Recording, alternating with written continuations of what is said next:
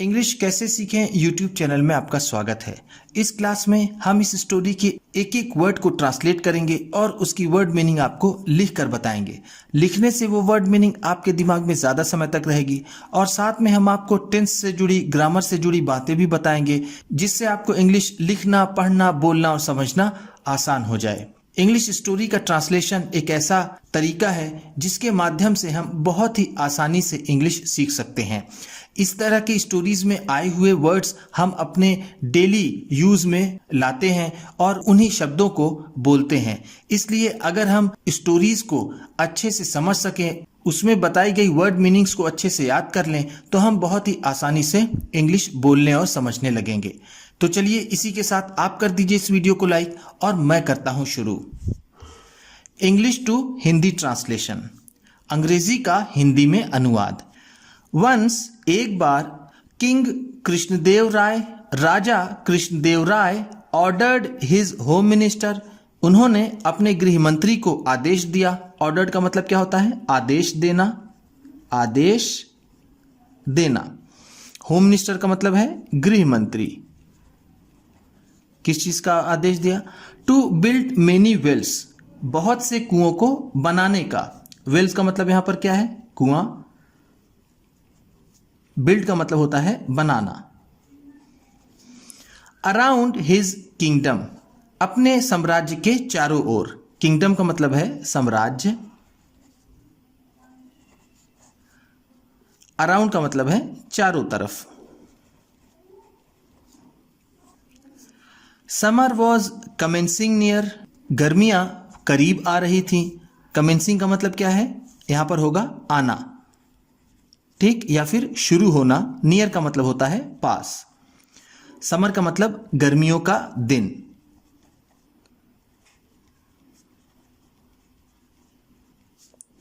And और the king wanted the wells to be dug, और राजा चाहते थे कि कुएं खोद लिए जाएं।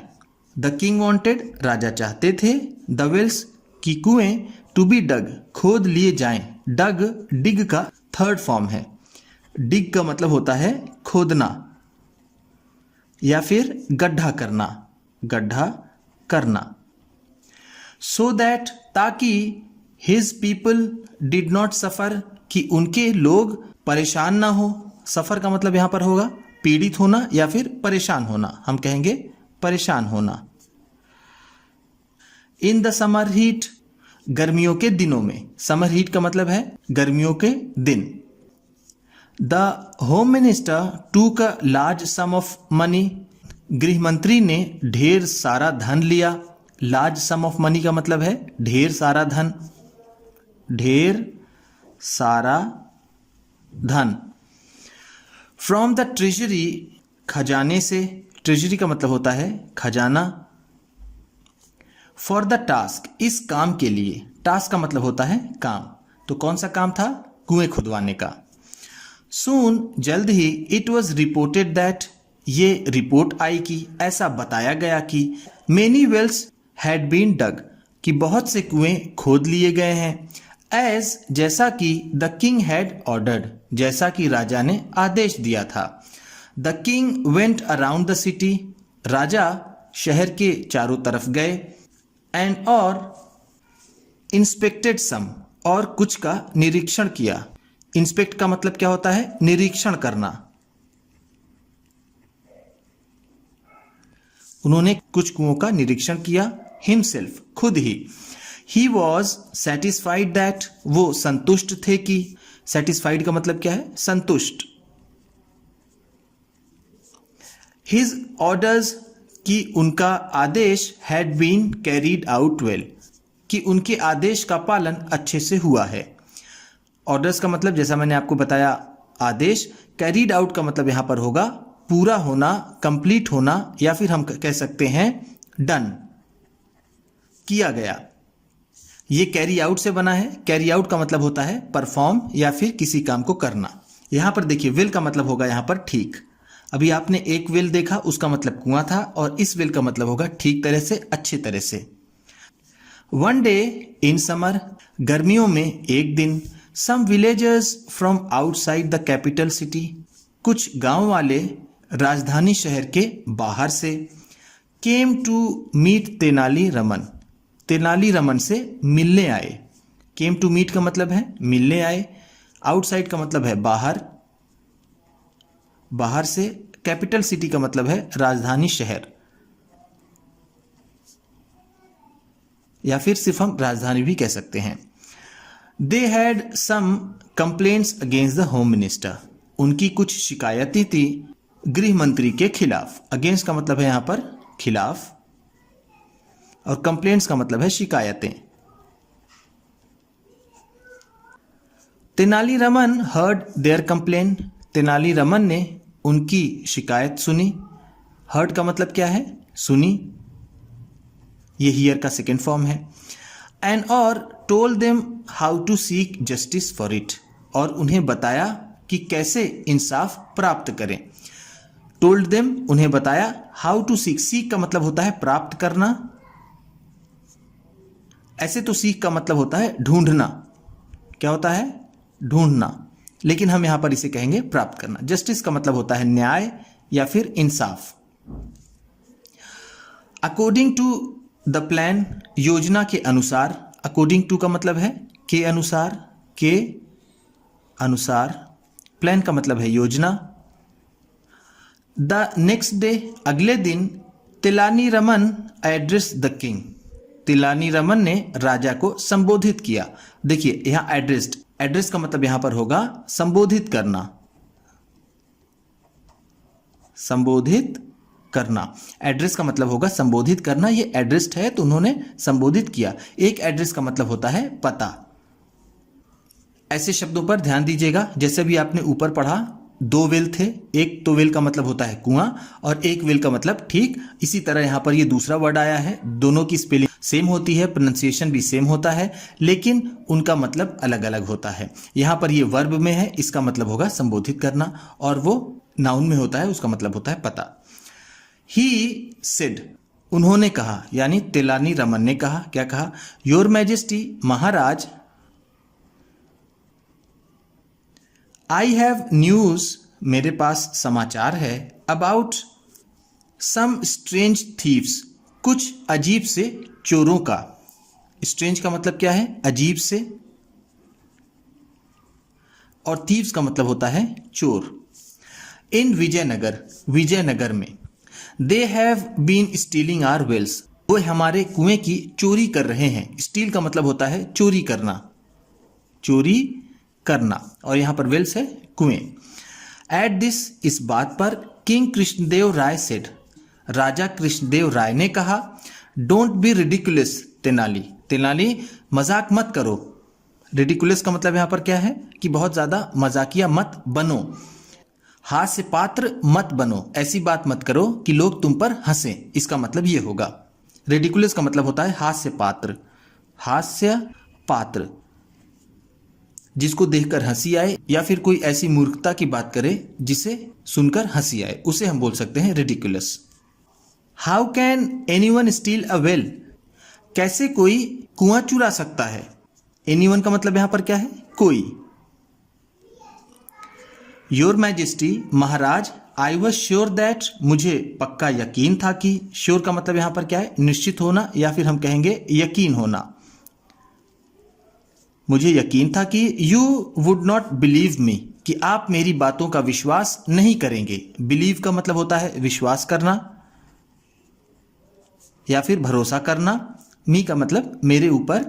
सो इसलिए I have brought some villagers with me, इसीलिए मैंने अपने साथ कुछ गांव वालों को लाया है। सो का मतलब क्या है? इसलिए। आई हैव ब्रॉट, मैंने लाया है, ब्रॉट ब्रिंग का थर्ड फॉर्म है। सम विलेजर्स, कुछ गांव वाले, विथ मी, मेरे साथ। They are waiting outside the royal court, वो शाही दरबार के बाहर रुके हुए हैं या फिर इंतजार कर रहे हैं। वेटिंग का मतलब यहां पर होगा, हम कहेंगे रुके हुए। वेटिंग फॉर का मतलब होता है इंतजार करना। अगर यहां पर वेटिंग फॉर होता तो हम कहते थे कि इंतजार कर रहे हैं, लेकिन सिर्फ वेटिंग है तो हम इसे कहेंगे रुके हुए हैं। आउटसाइड का मतलब बाहर। रॉयल कोर्ट का मतलब है शाही दरबार, शाही दरबार। If you do not believe me, अगर आप मेरी बातों का विश्वास नहीं करते हैं, please allow them to come to the court, कृपया उन्हें दरबार में आने की इजाजत दीजिए। अलाउ का मतलब होगा इजाजत देना,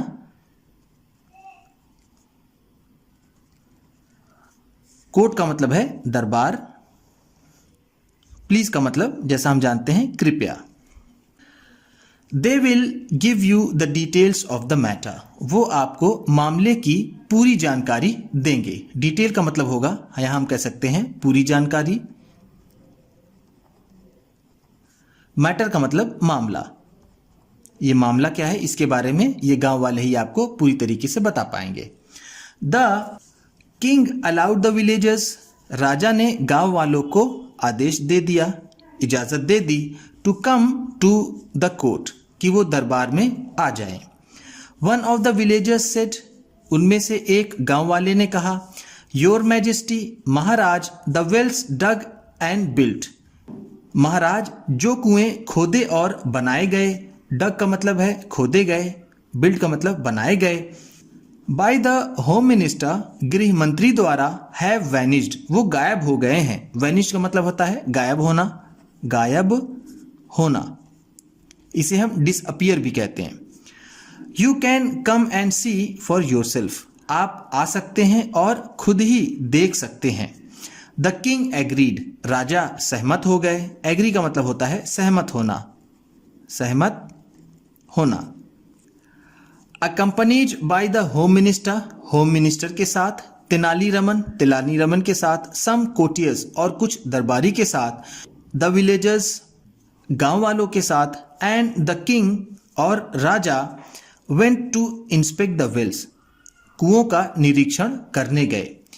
अकंपनीड बाई का मतलब है के साथ में, के साथ में। कौन कौन था राजा के साथ में? होम मिनिस्टर, तेनालीरामन, कुछ दरबारी और गांव वाले। इंस्पेक्ट का मतलब मैंने आपको ऊपर बताया है, निरीक्षण करना, जांच पड़ताल करना। On inspecting all over the kingdom, पूरे साम्राज्य में निरीक्षण कर लेने के बाद, ऑल ओवर द किंगडम का मतलब क्या है? पूरे साम्राज्य में। दे ऑब्जर्व दैट, उन्होंने पाया कि, ऑब्जर्व का मतलब यहां पर है देखा या फिर उन्होंने पाया, द कैपिटल सिटी की राजधानी, एंड और द बॉर्डरिंग विलेजेस और इससे लगे हुए गांव, हैड एनफ गुड वेल्स, वहां पर अच्छे पर्याप्त कुएं हैं, बट लेकिन द विलेजेस फार अवे, लेकिन जो गांव दूर है, फ्रॉम द कैपिटल राजधानी से, had no wells at all, वहां पर कोई भी कुआं नहीं है। फार अवे का मतलब है दूर और इनफ का मतलब है पर्याप्त। The home minister got nervous, गृह मंत्री घबरा गए। नर्वस का मतलब क्या होता है? घबराना, वो घबरा गए।